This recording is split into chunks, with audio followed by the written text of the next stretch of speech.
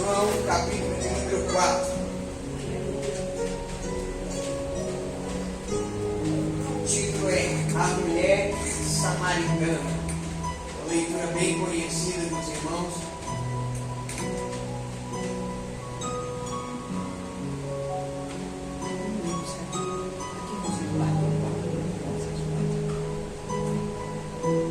João capítulo 4, eu gostaria de estar lendo a partir do verso de número 20. Versículo de número 20 diz assim: Nossos pais adoraram neste monte, e vós dizeis que em Jerusalém o lugar onde se deve adorar. Disse-lhe Jesus: Mulher, crê-me, que a hora vem em que nem neste monte, nem em Jerusalém adorareis o Pai. Vós adorais o que não sabeis, nós adoramos o que sabemos, porque a salvação vem dos judeus.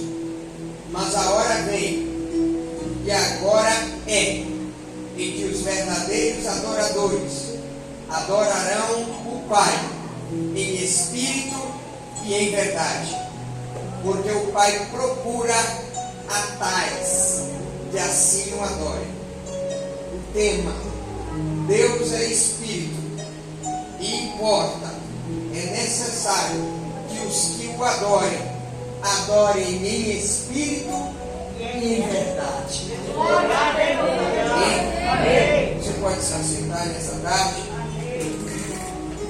Desocupa as mãos, dá uma salva de palmas para a palavra.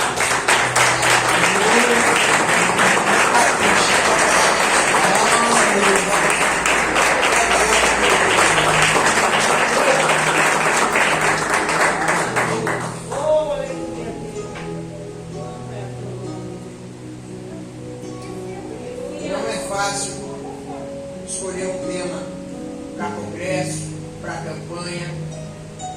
Eu digo sempre que eu sou um pregador que gosta de respeitar o tema. Muitas das vezes nós oramos, pedimos a Deus um tema, convidamos o pregador e ele fala sobre tudo.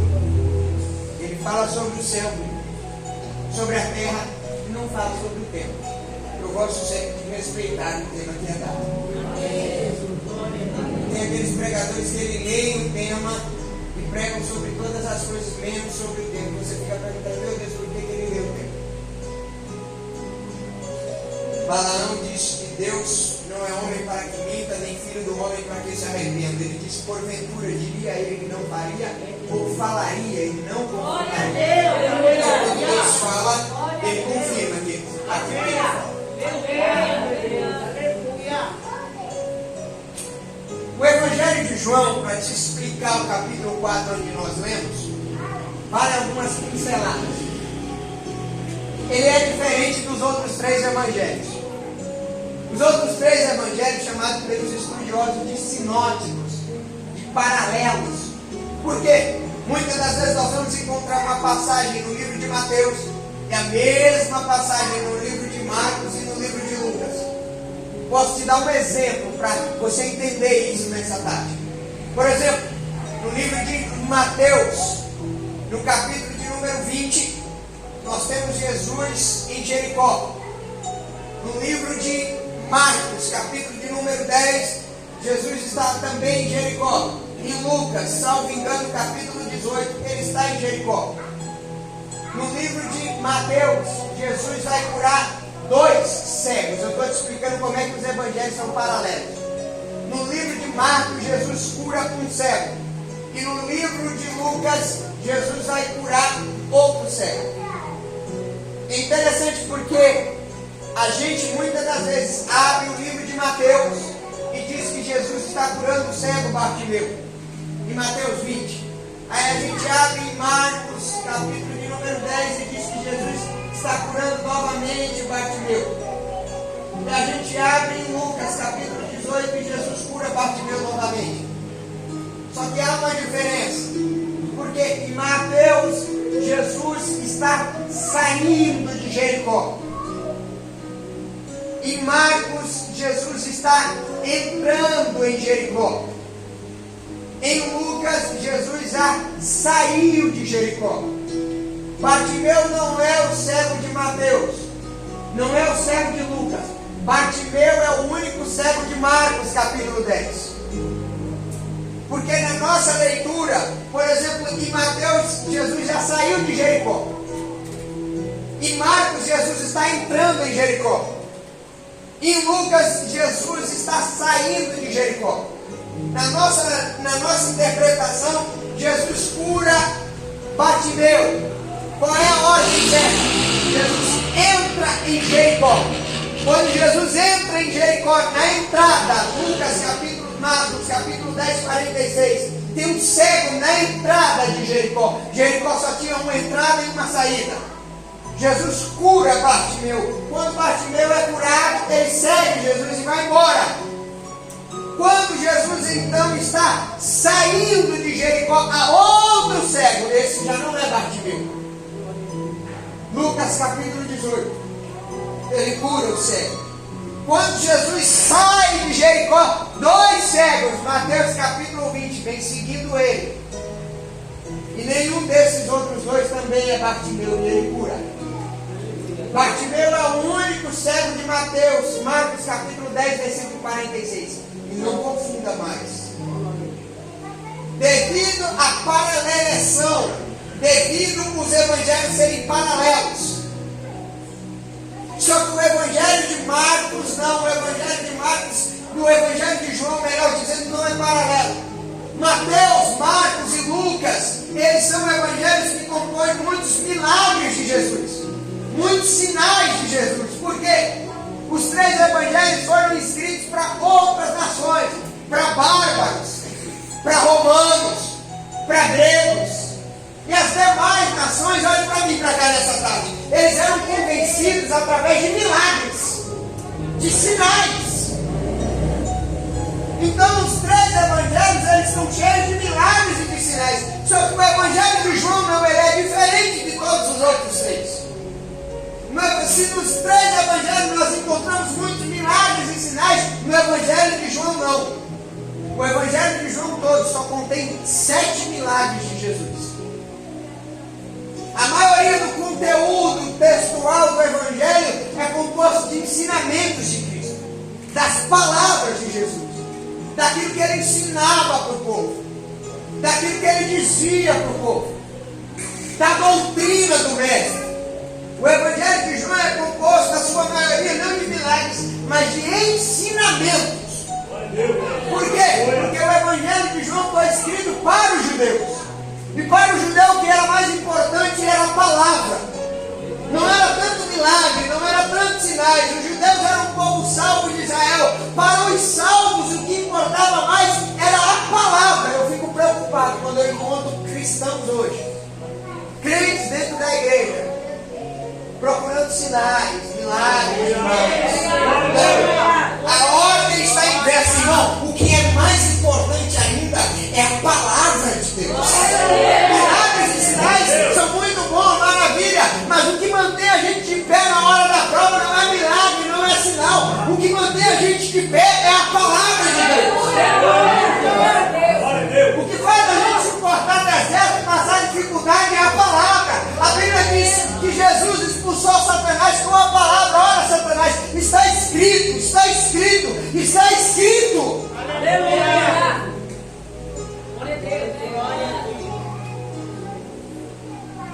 Capítulo 4 de João. Jesus está, no capítulo 4 é interessante, inicia dizendo assim, que Jesus batizava com seus discípulos, mesmo que ele mesmo não batizasse mais discípulos do que João. E a Bíblia vai dizer, João o Batista batizava aproximadamente 5.000 pessoas por dia. E a Bíblia vai dizer, no versículo 1 e 2, que Jesus estava batizando mais do que João. A fama dele estava aumentando. Jesus estava ficando famoso.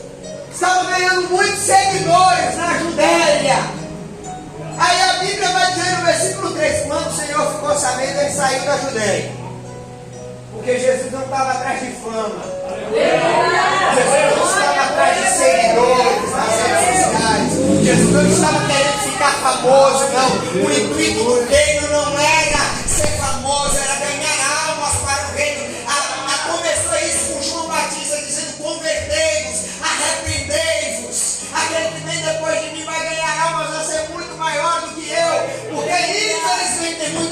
hoje querendo ficar famoso. Querendo ganhar seguidores. Jesus na Bíblia disse que quando ele soube que na Judeia ele estava ficando famoso, ele fugiu da fama e foi para Galileia. Na Galileia, a Bíblia vai dizer, era necessário, versículo 4, passar por Samaria. Não era necessário por uma questão geográfica. Os historiadores, os geógrafos já dizem que tinha caminho mais curto para ele chegar na Galileia. Mas ele passou por Samaria. Era a escolha dele passar por Samaria. E ele passando por Samaria, a Bíblia vai dizer, versículos 5 e 6, ele chega numa das cidades de Samaria chamada Sicar. E junto da herança, do poço que Jacó tinha dado para José, a Bíblia diz que o meu Jesus se acende. É meio-dia, versículo 6, quando o sol está intenso. Ele está caminhando no deserto. Imagine Jesus com um pés empoeirados. E a Bíblia vai dizer que eu imagino ele tirando as sandálias dos pés, apertando o pé do calor. E no meio-dia de longe, ele enxerga a silhueta de uma mulher com um cântaro na cabeça. Ela se aproxima. É meio-dia, não era hora de tirar água. As mulheres vinham de manhã. Era bem de tarde, eu não quero entrar nessa questão aqui. Ela tira uma corda da cintura e desamarra para fazer o gargalo do vaso. E ela desce a corda. Quando ela puxa a corda, imagina aquela água cristalina saindo do vaso, com aquela água bagunçada que as mulheres já tinham tirado água de manhã, caindo pela boca do gargalo, e meu Jesus limpando o suor da testa. Aí a Bíblia vai dizer que Jesus olha para a mulher e diz: mulher, dá um pouco dessa água. A Bíblia vai dizer que era uma mulher samaritana. De maneira nenhuma, naquela época, um judeu, principalmente, não poderia se comunicar com uma samaritana. Um rabi nunca pararia para falar com uma mulher, principalmente sozinho, porque a Bíblia vai dizer que Jesus mandou os discípulos irem comprar comida, versículo de número 8, para quê? Para não atrapalhar a conversa. Aguenta, quem vai atrapalhar, você tem que aprender a dispersar. Ele diz: vamos comprar comida. E está só Jesus e a mulher. Ele pede água para a mulher. Aí no versículo de número 9, a mulher vai dizer: como é que esse homem pede água? É uma mulher samaritana e o Senhor judeu. E o versículo 9 diz: porque os judeus não se comunicavam com os samaritanos. Os historiadores dizem: havia um preconceito muito grande. Vou te explicar agora. Que os judeus diziam que eles não lavavam os pés onde o samaritano lavava a mão. Era um ditado antigo. Por quê? Primeiro motivo, porque os judeus não se davam com os samaritanos. 1 Reis, capítulo de número 11, versículo 28 ao 40. Porque o reino de Israel, olha para mim para cá nessa tarde, não perca a atenção. O reino de Israel se dividiu em dois. As 12 tribos, depois da morte de Salomão, Deus envia o profeta Aías em 1 Reis 11 e diz: Aías, rasga a tua capa em 12 partes. Aías tira a capa e rasga em 12 partes.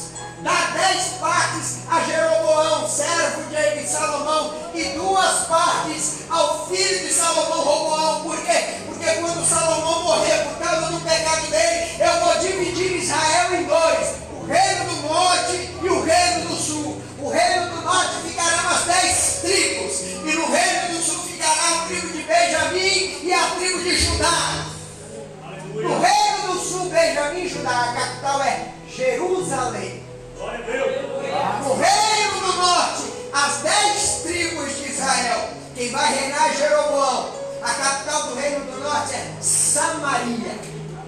Primeiro motivo porque os judeus não se comunicavam com os samaritanos, porque eram de reinos separados. Eles não se davam mais. Eram de reinos divididos. Segundo motivo porque os judeus não se comunicavam com os samaritanos. 1 Reis, capítulo 12, do versículo 26 ao 30. Porque o culto e o templo foi imitado. Isso já havia na época do tabernáculo. Era ordenado que quando o templo fosse erguido, nada do templo poderia ser imitado. O óleo da unção Se alguém no meio do povo fosse encontrado com uma fórmula parecida, ia responder diante da lei. O altar do holocausto não poderia ser imitado por ninguém. E o templo não poderia ser copiado. A Bíblia diz em 1 Reis 12 que Jeroboão, no reino do norte, ele levanta uma cópia do templo. E em Dan e em Betel, ele faz erguer 2 bezerros de ouro para serem adorados. Por isso que os judeus não se comunicam com os samaritanos, porque o templo, o culto foi copiado. A mulher diz: aonde é o lugar que nós devemos adorar? É aqui em Jerusalém ou é em Samaria, no Monte Gerizim? Terceiro motivo porque os judeus não se comunicavam com os samaritanos. 2 Reis, capítulo 17, do versículo 1 ao 41. Porque os samaritanos tinham sangue misturado. A Bíblia vai dizer que quando o reino do norte é conquistado por Salmanassero, Sargão, que conquista o reino do norte, o filho dele, ele traz povos da Assíria para habitarem o reino do norte de Israel. E Israel começa a se casar com as nações vizinhas, o sangue israelita começa a ser misturado. E se tem uma coisa que o judeu tem nojo, é da mistura do sangue. Eles têm a tendência até hoje. Judeu casa com judeu para quê? Para manter o sangue puro da nação.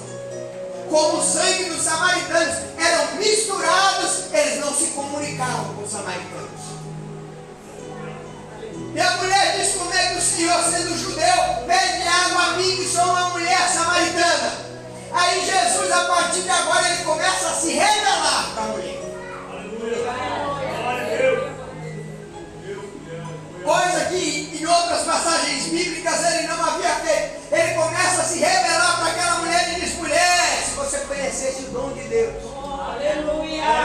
E quem é que está te pedindo água? Você pediria água viva, mulher. Eu te daria água viva para beber. Ela olha e começa agora a questionar: quem é ele? Quem és tu? Tu és maior do que o nosso pai Jacó?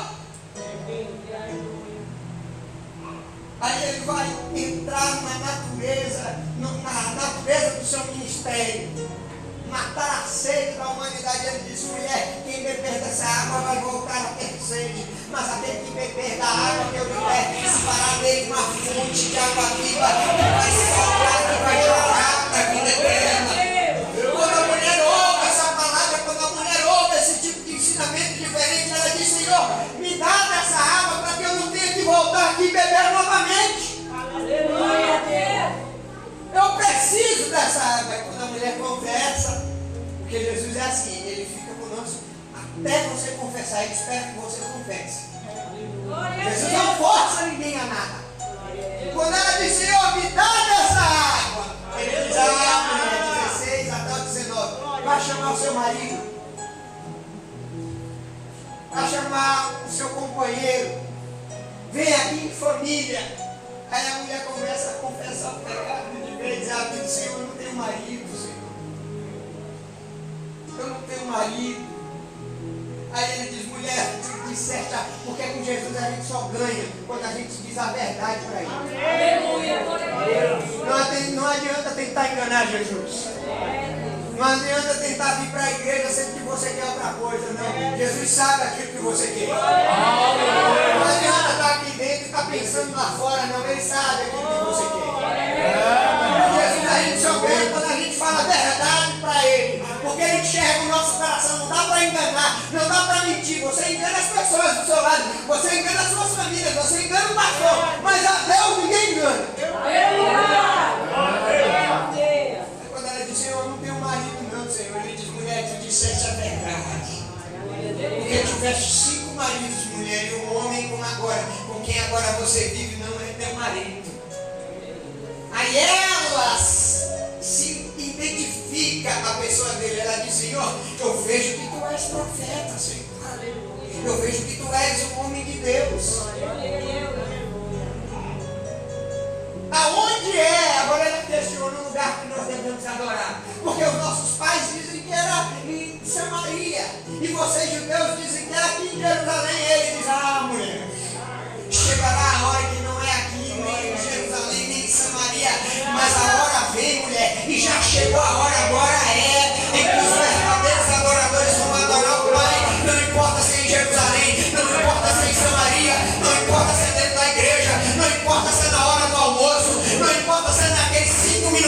você se tranca dentro do banheiro para orar. Os verdadeiros adoradores adorarão o Pai onde eles estiverem, em espírito e em verdade, mulher.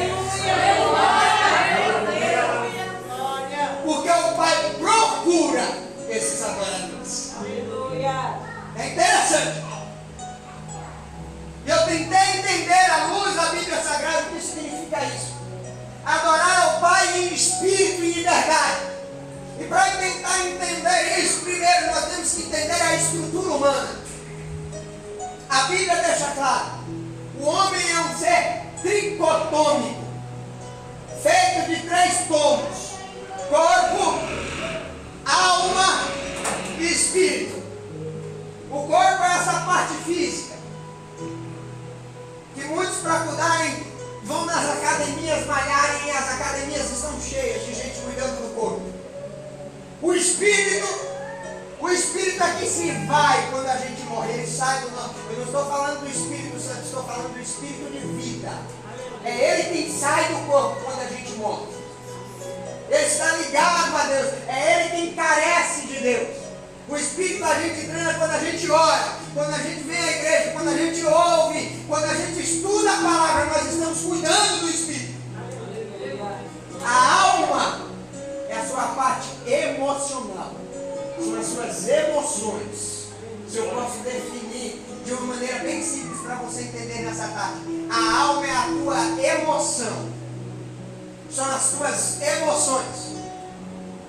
Para tentar entender o que é adorar em espírito e em verdade, porque eu tentei buscar na Bíblia Sagrada uma definição, a gente precisa encontrar primeiro, identificar cada um, o corpo, a alma e o espírito, como um ovo, a casca, a gema e a clara, em um só.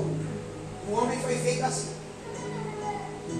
Em Gênesis capítulo 1, versículo 26 e 27, a Bíblia diz que Deus disse: façamos o homem. Palavra hebraica, bara. A palavra bara no hebraico, fazer o homem, é fazer de algo que já existe. Deus fez o homem de barro.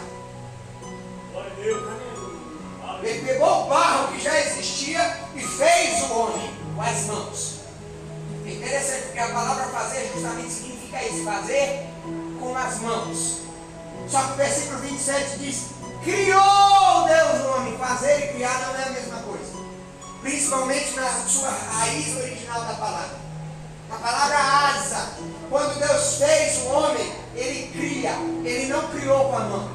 Não dá para criar com a mão, porque criar significa fazer de uma coisa que não dá para tocar. Deus cria o homem dentro dele.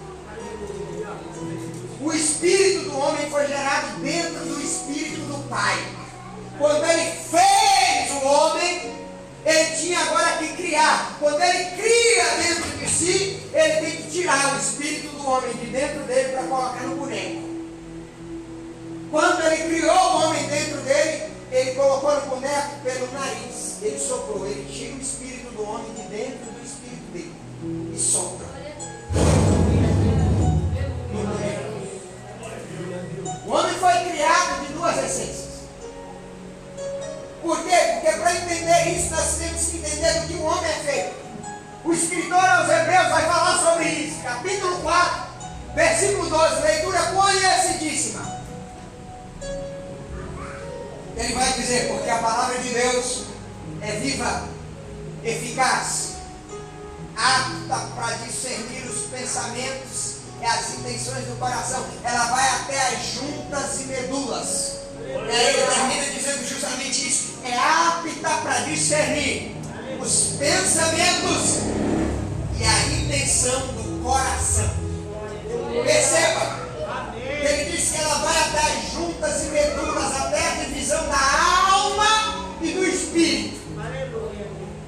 Qual é a divisão da alma e do espírito? Onde é que a alma e o espírito se dividem? É o que o escritor aos Hebreus está dizendo no versículo 12. Ele termina dizendo: apta para discernir os pensamentos e a intenção do coração. Onde a alma e o espírito humano se dividem? No coração. É onde a alma e o espírito se dividem. Aonde tem a divisão da alma e do espírito é no coração. não um músculo no peito. Quando a palavra coração aparece na Bíblia, em nenhum momento ela está falando desse músculo que bate no nosso peito. A palavra coração na Bíblia ela tem 4 significados. Eu estou te explicando que é adorar em espírito e em verdade. Quando Jesus diz adorar em espírito e em verdade, ele está dizendo para a mulher: mulher, os verdadeiros adoradores vão adorar não da boca para fora, eles vão adorar de coração. Eles não vão falar por falar. Quando eles adorarem, vai sair de dentro do coração, vai ser de verdade.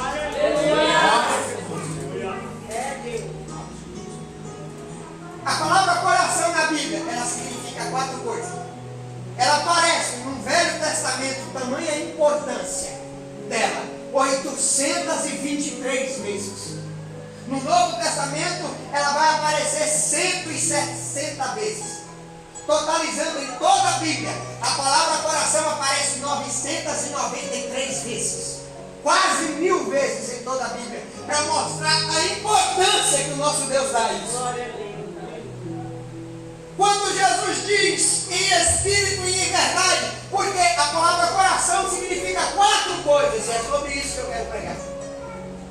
Em primeiro lugar, a palavra coração, das 900 vezes que aparece na Bíblia, 250 vezes não se refere ao músculo, se refere à vontade.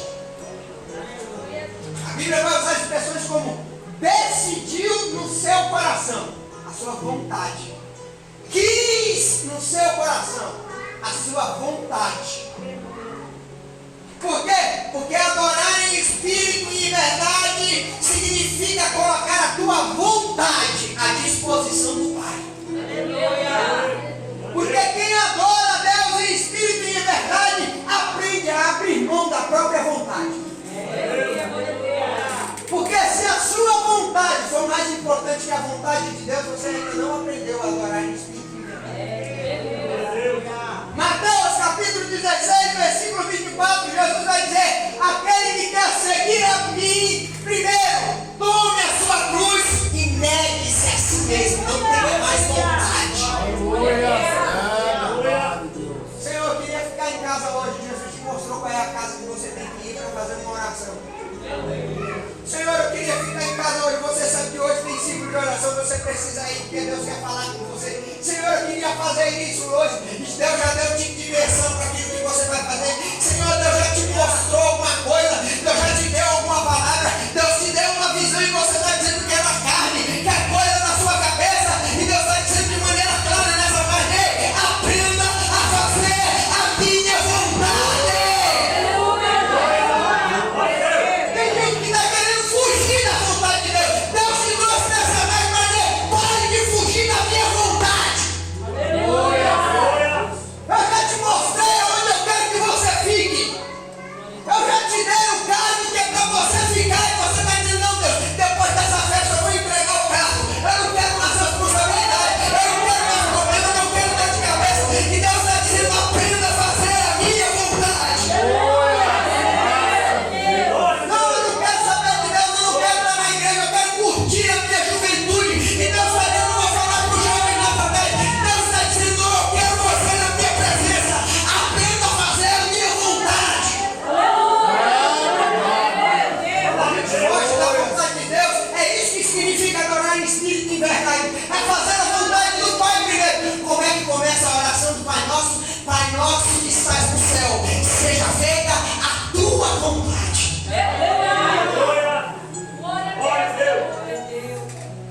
Se você coloca a sua vontade em primeiro lugar do que a vontade de Deus, você não aprendeu ainda a adorar Ele em espírito e em verdade.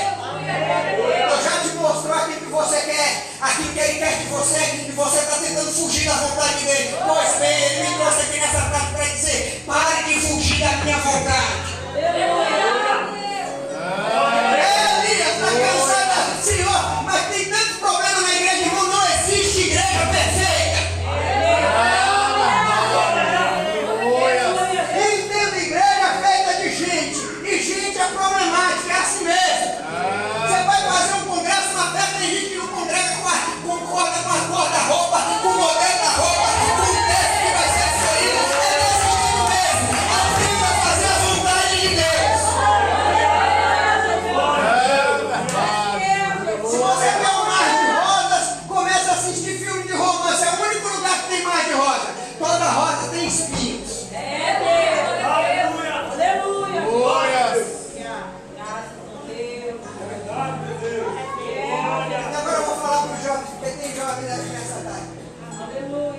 conversaram comigo, querendo curtir a vida. E entenda, quem quer curtir a vida se encurta para ele e para ela. Muitos já não estão mais aqui. O último, o penúltimo, cresceu comigo, foi criado comigo. Discutiu com a mulher. Jovem casal. Ela saiu de casa e foi chamar o pastor da igreja. Curtindo a vida, aproveitando a vida, as noitadas, as farras. Quando ela foi chamar o pastor da igreja, ele trancou a casa. No dia anterior ele já estava planejando e Satanás colocou na mente dele. Porque quando você começa a curtir a vida lá fora, sua mente fica fraca e você começa a aceitar qualquer coisa. Olha a vida do filho pródigo. Ele aceitou trabalhar cuidando de porcos. O filho de um príncipe. Porque o pai dele era riquíssimo. No dia anterior ele foi em casa, parecia que estava se despedindo da família, falando com a mãe, abraçando o pai, abraçando os sobrinhos, os irmãos. E ela disse a ele, parecia que estava se despedindo. No dia seguinte, quando a esposa saiu para chamar o pastor para fazer uma oração pelo casal, ele se trancou em casa. Pegou um pedaço de fio, de cabo, de energia, amarrou na coluna principal da casa e se pendurou. Quando a esposa chegou, ele estava balançando.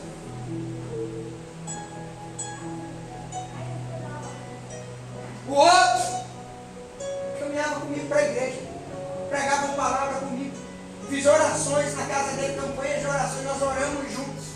Liguei para a mãe dele, como é que está fulano? Ô irmão Marcos, ora por ele.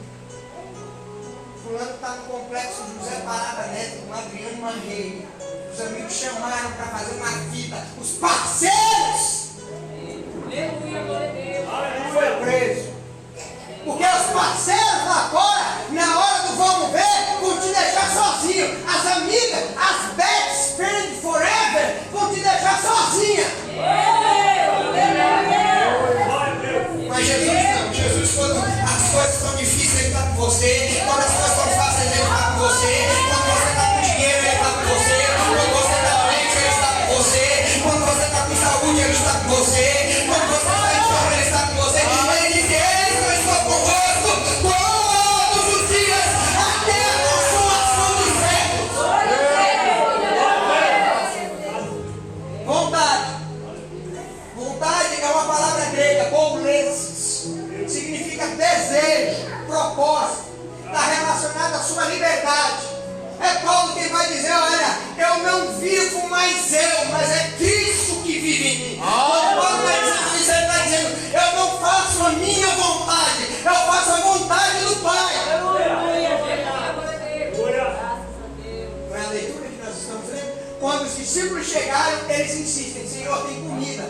Eles querem distanciar o mestre da samaritana e de uma mulher. Senhor, come. Leia os versículos anteriores. Eles ficam insistindo para tirar a atenção do mestre e virar ele de perto dela. Come, Senhor. Come, deixa essa mulher para lá. Chegou comida, nós trouxemos pão. Ele diz, olha, nós estamos falando sobre a vontade. Ele diz, uma comida eu tenho para comer. Quer fazer a vontade do meu Pai que me enviou.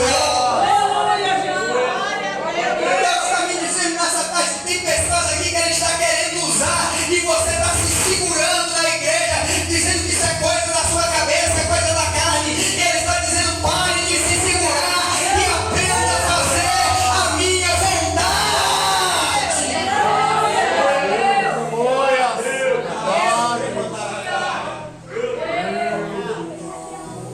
Adorar em espírito e em verdade. Segundo, a palavra coração na Bíblia, ela não se refere ao músculo no peito que bate, não. Das 900 vezes que a palavra coração aparece na Bíblia, 221 vezes se refere às emoções. Se referem às nossas emoções. E a gente tem que tomar cuidado com as nossas emoções, porque elas nos enganam. Elas nos ludibriam. Elas nos levam para lugares errados. Jeremias capítulo 17, versículo 9. Enganoso é o coração do homem. Ela está falando, Jeremias está falando das emoções. Em outra palavra, enganosa é as emoções do homem, mais do que todas as coisas. Tome cuidado. É por causa de emoção, de momento que as pessoas estão presas. Se tiver, tira um tempo. Faça uma visita em presídios. Eu já fiz visita em presídio. Fazer oração pelos presidiários. Pergunte a eles, por que é que você está aqui? Ele vai dizer para você, irmão, foi num momento de emoção, num momento de raiva, e quando eu vi me deu um branco, e quando eu percebi, eu cometi. Aprenda, no momento de raiva, não se entregue às emoções, porque o que Jesus está dizendo é, aquele que adora ao Pai em espírito e em verdade, ele entrega as emoções para que o Pai trabalhe nelas. Não se entregue ao momento da raiva. É Paulo que vai dizer, não coloque o sol sobre a vossa ira, não dê lugar à ira. No momento que você estiver irado, a melhor coisa que você faz é calar a boca.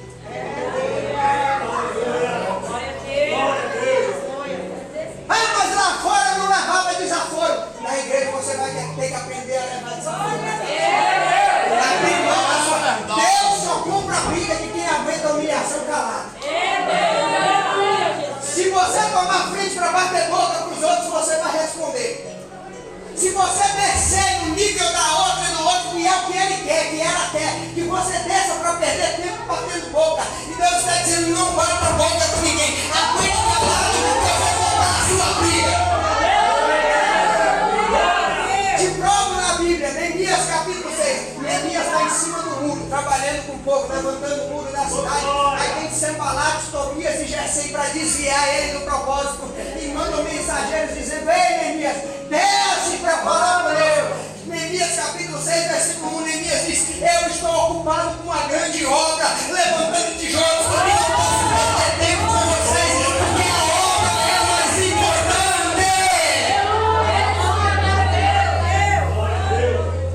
Mas de perder tempo de gente, com gente com mente pequena. Mas de bater boca com as pessoas. A Bíblia diz que quando Senaqueribe cercou Judá, a Bíblia vai dizer lá em Isaías, capítulo 36, a Bíblia diz que Ezequias corre para o templo com a carta que o rei Senaqueribe havia mandado humilhando a Deus. Ele não responde a Senaqueribe, não. Ele pega a carta e vai orar. E diante do templo ele está orando, dizendo, Senhor, olha, as palavras de humilhação dele estão tentando humilhar a nossa fé. Isaías é chamado e Isaías vai dizer, olha, a peleja não é sua. Deus manda dizer que a partir de agora ele entrou na guerra, ele entrou na batalha. E você não vai ter que lutar, você verá o que Deus vai fazer.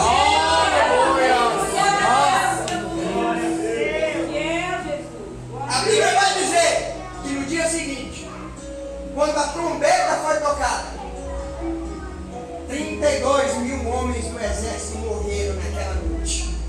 Porque o anjo do Senhor desceu no acampamento, no arraial dos Assírios, e matou os soldados durante a noite. E a história é interessante. Leia depois a carta de Senaqueribe. Ele mandou uma carta para Ezequias dizendo, eu vou humilhar o Deus de Israel como eu humilhei o Deus das nações anteriores. Não confie no Deus de vocês, porque eu vou humilhar a fé e o povo. Ai, você pode brincar com qualquer coisa lá fora, mas não brinque com o poder de Deus. Não brinque com as coisas de Deus. A minha coluna está arrepiando aqui nessa tarde. Deus manda dizer de maneira clara, não brinque dentro da igreja de ser crente. Leve a Deus e as coisas de Deus a sério. Deus não é brincadeira. A história vai dizer. É a história que explica.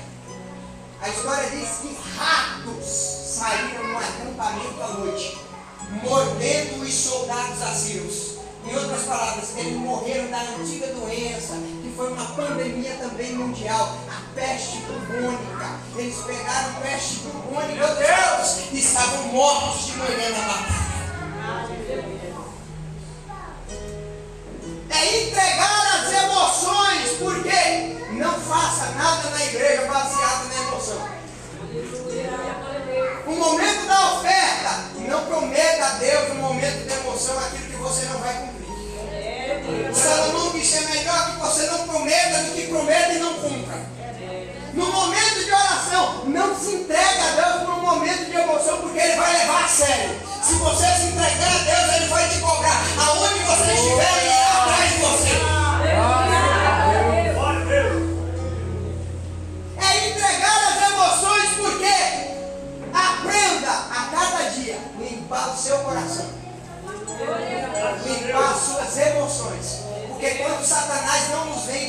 sujar o nosso coração, as nossas emoções. Ele quer que a gente guarde raiva. E é muito fácil trabalhar com gente e a gente pegar raiva de alguém. As palavras das pessoas nem sempre são de gratidão. E a gente tem que aprender a cada dia limpar os nossos corações. É o que Jesus está dizendo. Para adorar ao Pai em espírito e verdade, não pode estar com as suas emoções contaminadas. Você não pode entrar dentro da igreja com raiva, com amargura de ninguém. Se fulano tem alguma coisa contra você, o problema é dele, mas não abrace ele, dê a paz do Senhor para ele. Você vai no céu, o mesmo céu do lugar para ele. Não desça ao nível de mente medíocre. É interessante, emoções é uma palavra que vem do latim. No latim, emoção significa tirar de dentro para fora. É o seu interior. É um perigo muito grande quando Satanás contamina a gente por dentro. Quando Satanás suja a gente por dentro. Aprenda nessa tarde a reciclar emoções. Preguei ontem à noite falando sobre memórias. Aprenda a jogar memórias ruins fora. Palavras duras dos outros, de ingratidão. Porque o ser humano é assim mesmo. A gente está orando por ele, por ela. A gente faz tudo, organiza. E ainda assim se levanta contra você e persegue, fala mal. Como poderia ter sido uma cor melhor. Esse poderia ser um tema melhor, aquele tema que eu sugeri. O problema é seu, irmão. Aquilo que foi feito, foi feito. Se fosse eu fazia diferente, mas não é você, fica no teu lugar. Se fosse eu fazia melhor, mas não é você, então fica no teu lugar. Porque eu já fiz, não interessa, fica no seu lugar.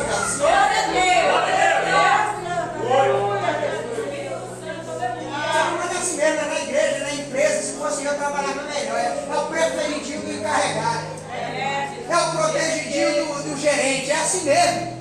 Chegou agora, estou aqui um tempão na empresa, não tenho essa moleza que ele tem. É desse jeito mesmo, aprenda. Essa semana eu tive uma discussão com o meu líder muito grande. Ele olhou para mim e falou: você é muito bravo. Eu falei: mas pega na minha mão que nós vamos para o primeiro lugar, nós vamos para o céu. Abracei ele. Deus me quebrou todo dia e disse: se humilhe, abrace dele e a gente se entendeu do mesmo jeito. Falso de maré desci, mas eu peguei na mão dele e dei um abraço nele. É desse jeito. Eu não posso deixar Satanás sujar as minhas emoções, não. Eu não posso guardar raiva e mágoa de ninguém. Eu amo a Bíblia. A Bíblia está dizendo, voltando a Neemias. Neemias capítulo 3, versículo 14. Neemias vai levantar os muros de Jerusalém. 52 dias de obras. Ele organiza o povo para levantar o muro. A cidade já está erguida, o templo já está erguido, agora é a vez dos muros. E a história vai dizer, a Bíblia explica, Jerusalém tinha 12 portas na muralha. Cada porta tinha uma função diferente. Capítulo 3, versículo 14. Neemias escolhe um homem, Malquias. Malquias vai levantar e colocar uma porta no lugar. Qual é a porta que ele vai colocar? A porta do lixo. E é interessante. A porta do lixo em Jerusalém, ela só abria para fora, ela não abria para dentro.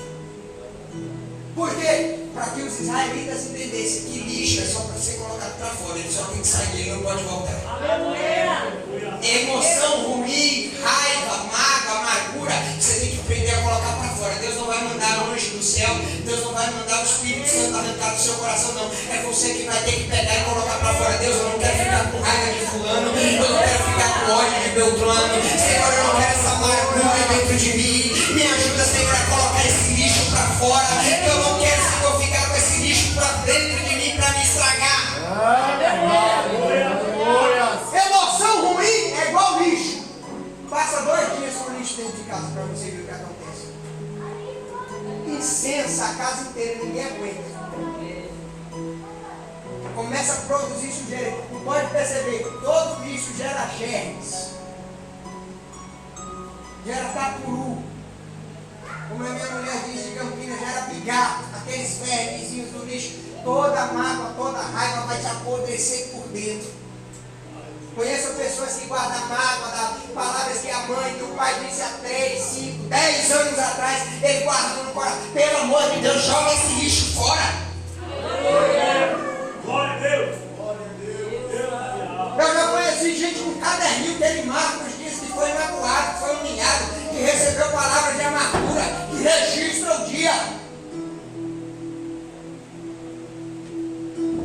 Adorar ao Pai em espírito e verdade significa o quê? Conservar as nossas emoções e tomar cuidado delas. Porque Deus não pode receber uma adoração em espírito e verdade de alguém que está com as emoções contaminadas. Jesus disse: se você vai até ofertar no templo e tiver alguma coisa contra o teu irmão, deixa a oferta e vai se entender primeiro com ele. Porque Deus não recebe uma oferta de alguém que está com raiva e com amargura de ninguém. Adorar ao Pai em espírito e verdade. Terceiro, a palavra coração na Bíblia significa que as 900 vezes que aparece, 260 vezes se refere à sua mente, aos seus pensamentos, aquilo que você pensa. Jesus mesmo falou sobre isso, um dos versículos, dos 260 versículos que se refere à mente. Jesus mesmo disse: olha, o que contamina o homem não é o que entra, é o que sai. Porque o que sai, sai do seu coração. O que sai, sai de dentro. O que sai faz parte de você. Adorar ao Pai em espírito e verdade se refere à mente. Por quê? Porque adorar ao Pai em espírito e verdade, a mente precisa estar limpa. Está na igreja. Entenda, para Deus o que vale. Eu vou ter que dizer isso aqui. Para Deus o que vale não é o trabalho, é a intenção. Aleluia. Porque tem gente que faz, mas faz para aparecer na igreja. Tem gente que faz, mas faz porque está querendo um carro, alguma coisa, quer passar rasteiro em alguém, quer mostrar que faz melhor. Para Deus não interessa o que você faz. Para Deus não interessa a intenção do seu coração. Para Deus não interessa se você está fazendo faxina na igreja, se você está levando água na igreja, se você está pregando, se você está cantando. Para Deus o que interessa é a intenção do seu coração.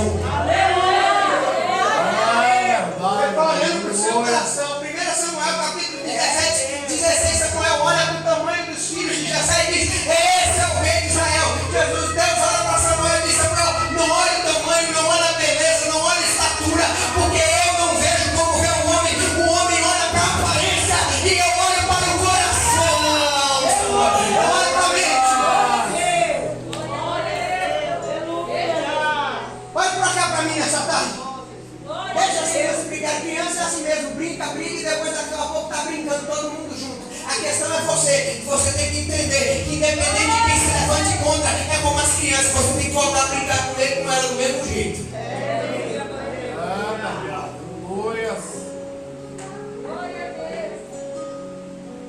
Se refere à mente, Provérbios capítulo 4, versículo 23. Deus vai dizer: filho meu, sobre tudo que se deve guardar, guarda o teu coração, a tua mente. Porque dela que procede as saídas da vida, a sua mente. Como é que você tem que pensar? Provérbios vai dizer: assim como um homem imagina no seu coração, assim ele é. Estávamos falando no meio do caminho com o irmão Romário. A gente tem que pensar e se ver de uma maneira diferente. Às vezes a gente olha os outros e diz: meu Deus, fulano chegou, eu não sou capaz de chegar. Não é assim que você tem que pensar. Assim como um homem pensa no seu coração, assim ele é. Você tem que olhar e dizer: meu Deus, se fulano chegou, eu sou capaz de chegar também. Se fulano alcançou, eu sou capaz de alcançar também. Se o Senhor abençoou a vida de fulano, o Senhor pode abençoar a minha também. Eu era criança, do tamanho dos meninos, eu vi os pregadores pregar e dizia: meu Deus, um dia eu vou pregar daquele jeito. Se fulano prega daquele jeito, se o Senhor usa meu trampo daquele jeito, eu quero ser usado daquele jeito também. A gente tem que ir atrás. Eu estava falando com ele no meu caminho, tem gente que até hoje pensa que eu fiz teologia. Eu nunca entrei numa sala de teologia para aprender nada. Eu uso o anel do dedo porque eu acho bonito, só isso.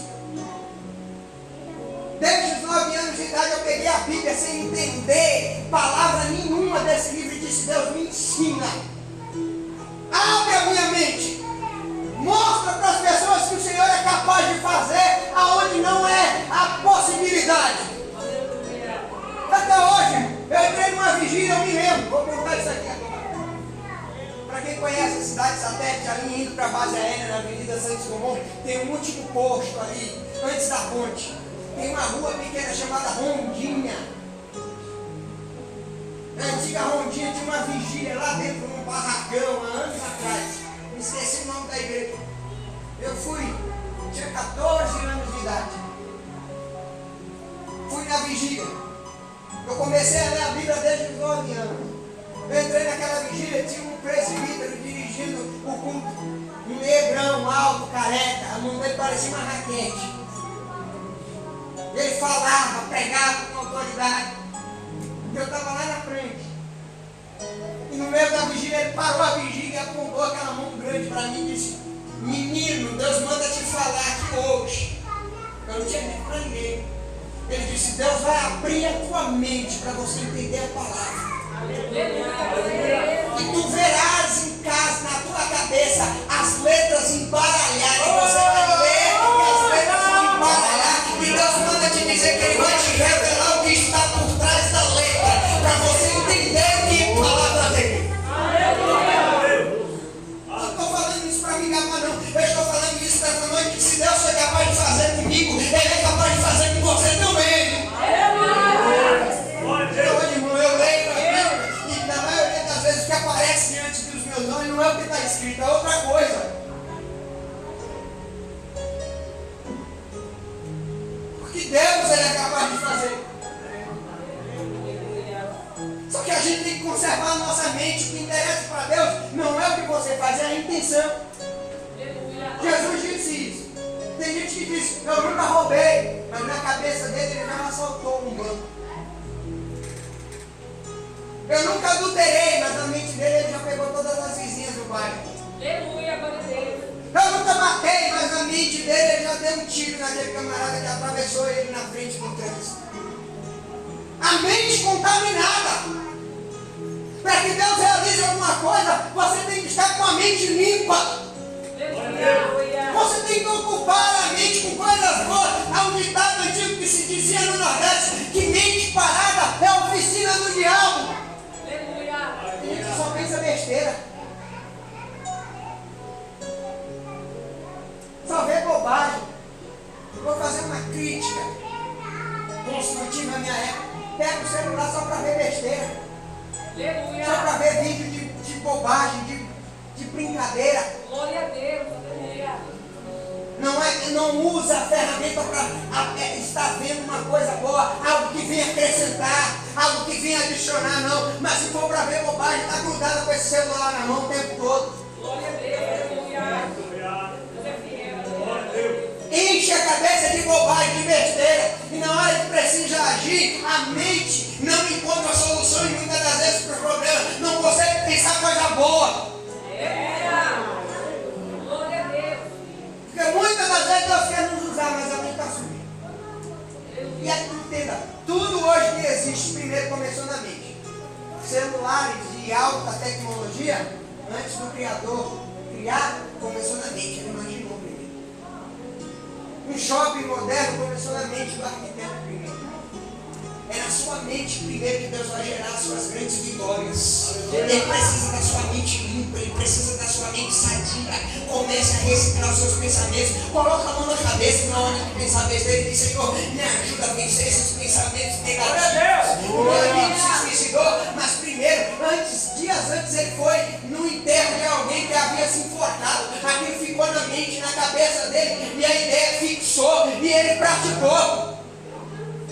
Tem gente com a mente fraca hoje em dia. Adorar ao Pai em espírito e em verdade, para me terminar. É interessante, mente é a sede da razão, do intelecto. Paulo vai dizer: eu rogo, irmãos, que apresenteis o vosso corpo em sacrifício vivo e santo a Deus. Romanos 12, primeiro, que é o vosso culto racional, é o culto com a sua mente. O lugar que você cultuar é na sua mente. O culto começa aqui. O culto não começa aqui na igreja, não. Eu sempre digo isso. O culto tem que começar na sua casa. Você começa o culto de casa. E ele não termina aqui, não. Ele tem que continuar na sua casa, porque o culto é na sua mente. Glória a Deus.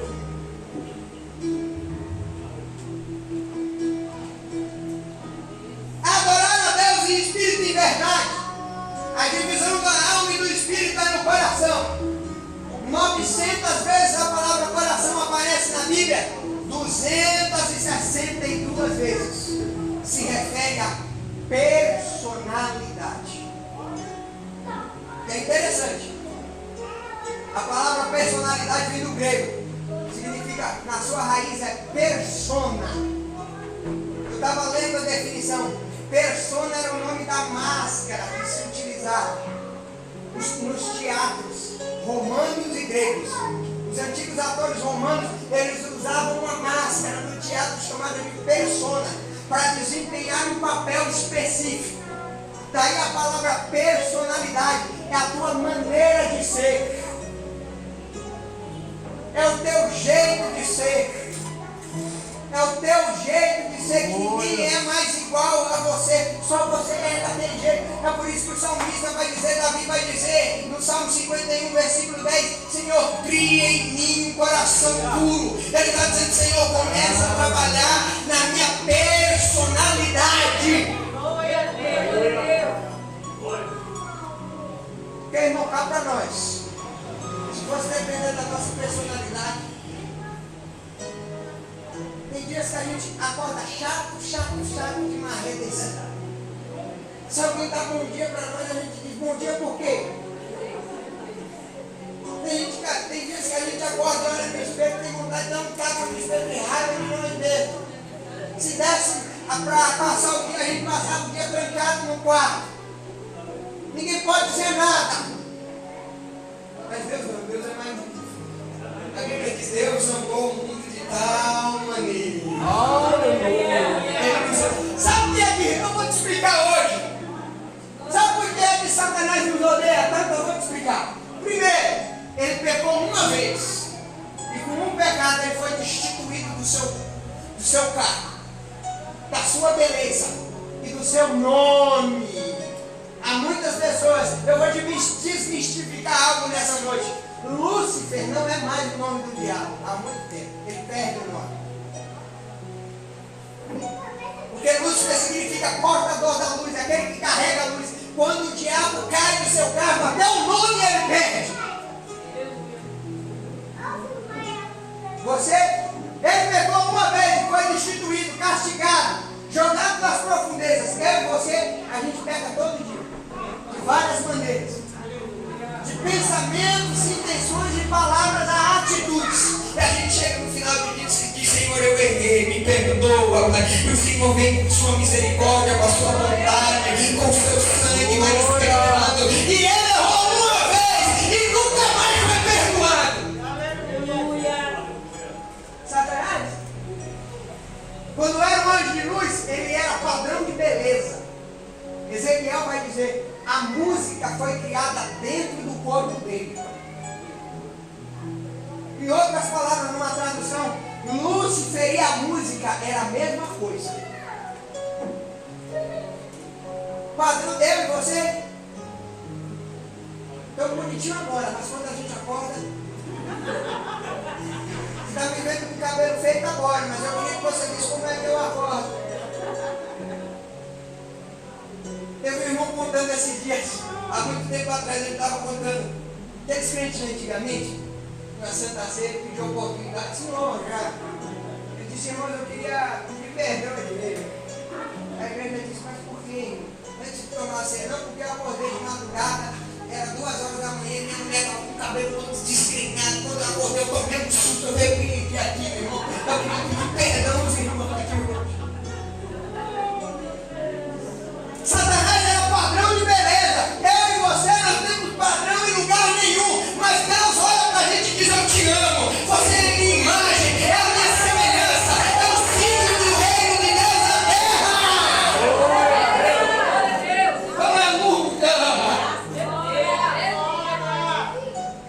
Aprenda a se achar bonito quando se olha no espelho.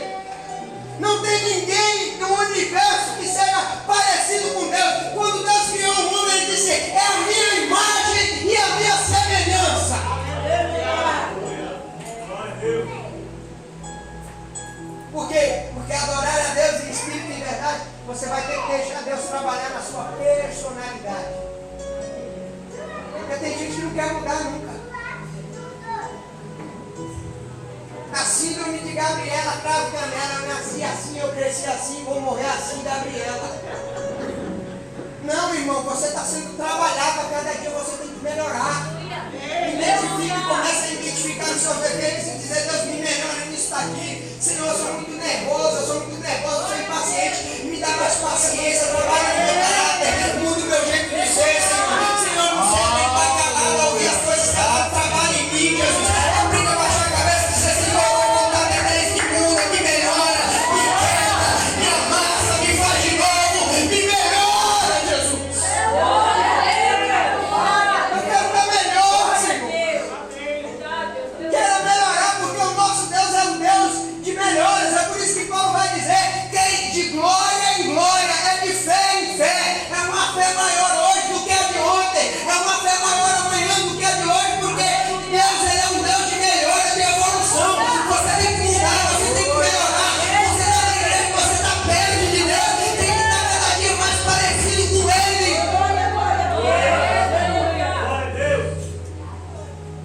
Adorar o Pai em espírito e em verdade é ficar cada dia mais parecido com Ele.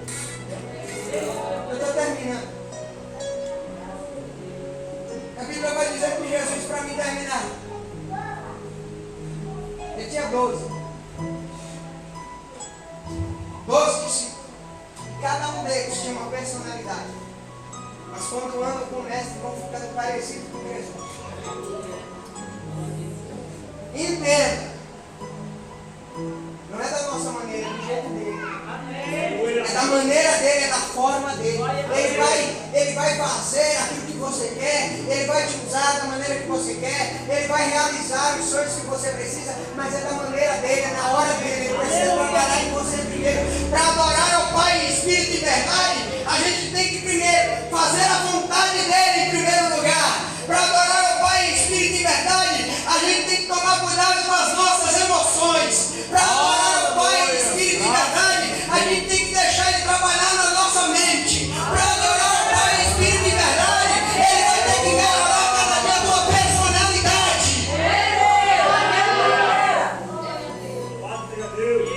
Eu me lembro, mas não tem muito a ver, mas vale a pena contar isso aqui. Eu sou do Nordeste do Brasil. Dá para perceber um pouco pelo meu sotaque. Eu sou de Pernambuco. Lá na terrinha de Palmares. Palmares existem Palmares em 3 lugares do Brasil. Há uma Palmares na divisa de Sergipe com a Bahia.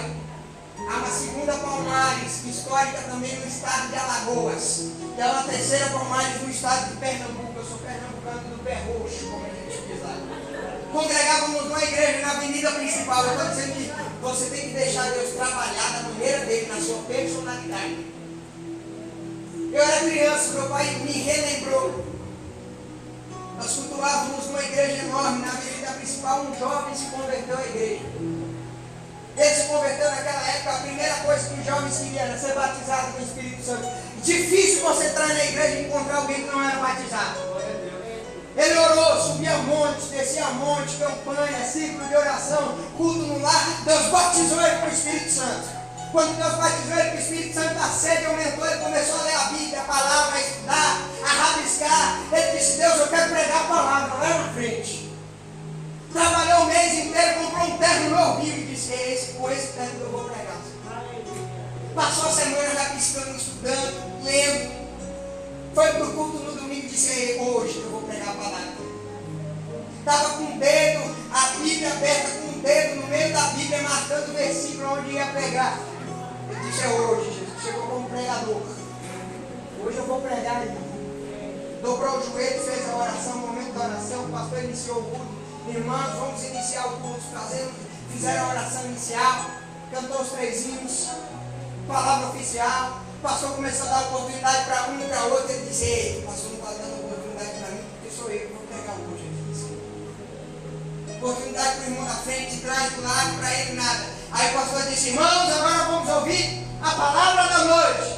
Um pregador, fulano de tal. Não era ele.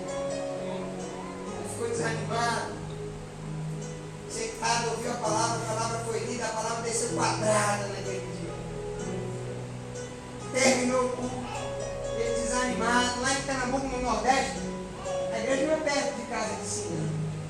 A gente atravessa, deixa eu usar uma linguagem nordestina, a gente atravessa muito engenho, sítio, fazenda, canavial. São quilômetros andando às vezes para chegar na igreja. Quando você chega, 2 sapatos um de cima e um barro embaixo. E os carrapichos na roupa. Aqui a gente chega do trabalho, cansado, diz: Deus, eu não vou hoje para a igreja não. Ele indo para casa no meio das fazendas do canavial, no escuro da noite, ele bravo, falando com Deus: Deus, eu queria ter pregado hoje. Eu sou pregador, me preparei, eu orei, tocou a palavra aqui, comprei um terno novo para pregar, Senhor, era possível ter me usado. Eu queria ser um pregador, falando no mesmo caminho com Deus. Aí no meio do canavial, no meio de uma das fazendas, ele viu um casebre de madeira bravo, ele falou: Senhor, eu não vou para casa hoje não. Eu vou ficar aqui. Ele entrou dentro do casebre de madeira, acendeu uma luz a candeeiro, só quem é de madeira sabe o que é isso. Acendeu uma luz a candeeiro, ficou lá bravo, falando com Deus: era para eu ter sido pregador. Ficou tão revoltado que ele levantou e disse: Senhor, quer saber de uma coisa? Eu não preguei lá, mas não vou pregar. Pegou um caixotezinho de madeira e colocou na frente. Falou: vou fazer o culto aqui. Encheu o peito, só ele dentro do casebre. Ele disse: irmãos, vamos começar o culto nessa noite. Só ele lá dentro. Vamos fazer a oração inicial com o irmão fulano de tal. Era ele fazendo a oração inicial. Vamos ouvir os 3 louvores da harpa com o irmão Silcrano. Era ele que tirou a harpa do bolso e começou a cantar as 3 da harpa. A hora da oferta com o irmão Beltrano. Era ele. Ele tirou a oferta do bolso e colocou em cima do braço. Ele deu uma gravata e disse: agora, irmãos, vamos para o melhor da noite. Para a balada. O pregador está cheio. Era ele. O pregador está cheio. Vamos ouvir a palavra. Ele abriu a Bíblia. Vamos ouvir a palavra do irmão fulano que estava fazendo oração. Era ele orando por ele mesmo para pregar. Orou, abriu a Bíblia e começou a pregar. Ele dava para um lado, dava para o outro, pregava, ele levantava a mão e falava em língua estranha, e pregava e abençoava o povo. Não tinha ninguém para abençoar, mas pregava do mesmo jeito. Quando ele terminou aquela pregação satisfeito, aí o Espírito Santo falou com ele: faça um apelo. Aí ele disse pela primeira vez na noite, ele disse: mas Deus, eu estou sozinho, Senhor.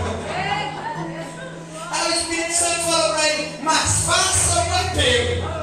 Ele levantou a mão, a minha coluna está arrepiando aqui nessa tarde.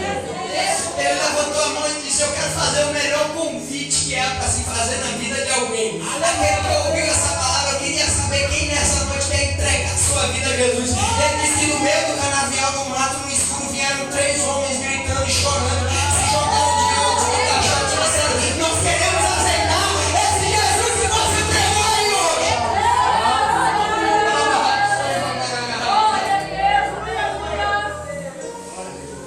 Os 3 foram na igreja, deram testemunho. Eles disseram: irmãos, naquela época tinha havido um assalto a banco na cidade. Eles disseram: fomos nós 3 que assaltamos o banco da cidade. Nós vamos nos entregar na delegacia, mas antes nós vamos dar o testemunho aqui. Nós somos jagunços de fazenda. Nós já trabalhamos em muita fazenda aí, para muitos fazendeiros aí, fazendo coisa errada para muitos fazendeiros. Nós nunca choramos na vida. Nós já apanhamos de polícia, apanhamos de bandido no meio das fazendas. Nós nunca choramos na vida. Mas quando aquele jovenzinho ali na frente estava pregando no domingo no meio do canavial falando de Jesus, o coração apertou no peito e não deu para segurar. A gente teve que chorar, porque esse Jesus que vocês servem é diferente. A gente quer servir o Jesus de vocês.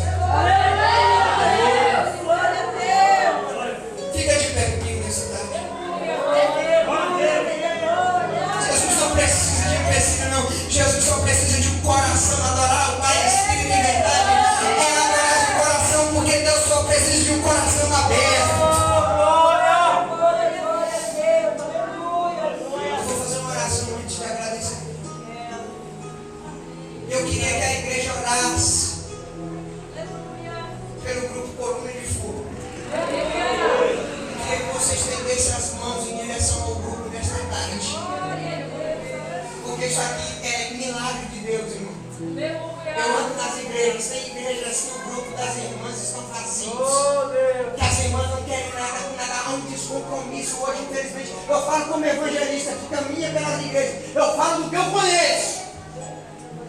Eu queria que você apresentasse a vida dessas mulheres, porque muitas das vezes quando nós estamos lá trabalhando, elas estão aqui durante a semana, nas consagrações de manhã, orando pelas suas famílias, orando pelos irmãos. Uma das colunas da igreja, coloque isso na sua cabeça, uma das colunas que sustenta a igreja é o círculo de oração, irmão.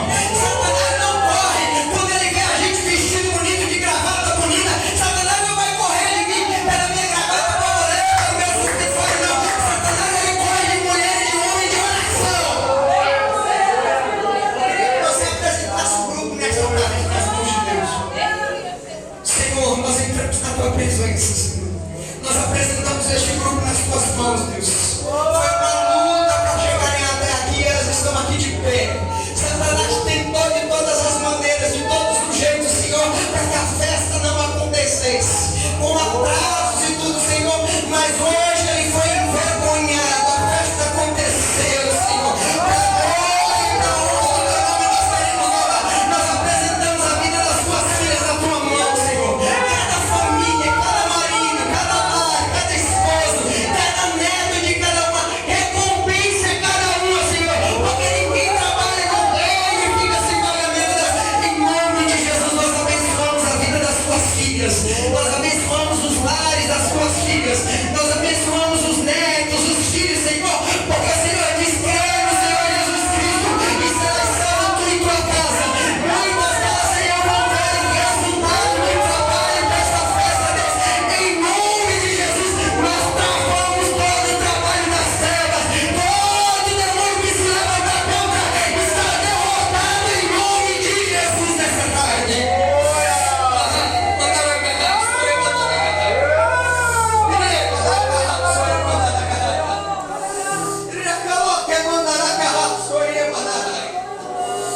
Em nome de Jesus, nós abençoamos a vida delas, Senhor. Nós queremos agradecer pela vida de cada uma nesta tarde, Senhor. Em nome de Jesus, Senhor. Em nome de Jesus. Já senti nessa tarde, eu estou agradecendo e me sentando agora. Glória a Deus. Deus da minha alma, glórias.